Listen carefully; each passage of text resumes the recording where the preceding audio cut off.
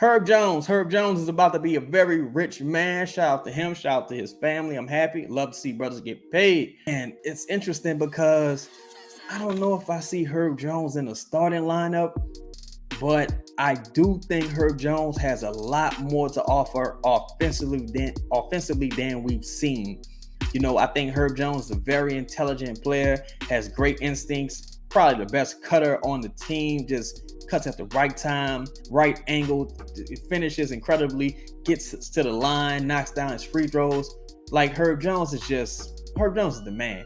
Works very, very, very hard, leads by example.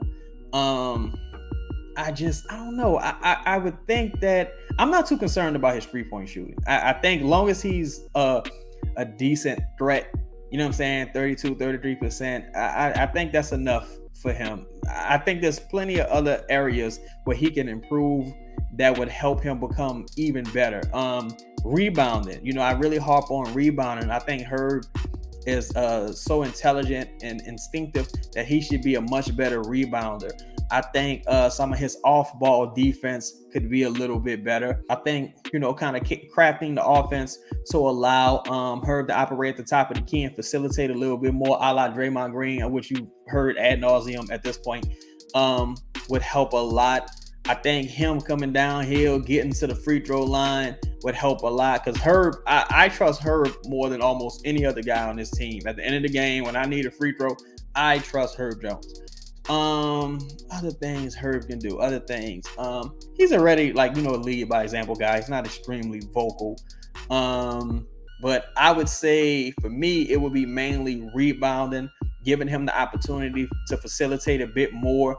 And up fake, driving in, throwing, trying to shoot the midi a little bit since he is such a solid free throw shooter. I think maybe he should, try to get into the into the restricted area a little bit more, shoot that mid-range jumper. You got a mid-range guy in Brandon who could help him with that. You got, of course, Fred Vincent who will help him with his shot. I just don't want to see Herb parked into the corner the majority of an offensive set anymore. I really think that is a recipe for disaster. And that's one of the reasons why I kind of feel like, he probably shouldn't be starting with Zion. And God forbid it's Zion and we add a guy like Clint Capella, who's not a scoring threat whatsoever outside of transition and potentially via, lobs, things like that, vertical threat.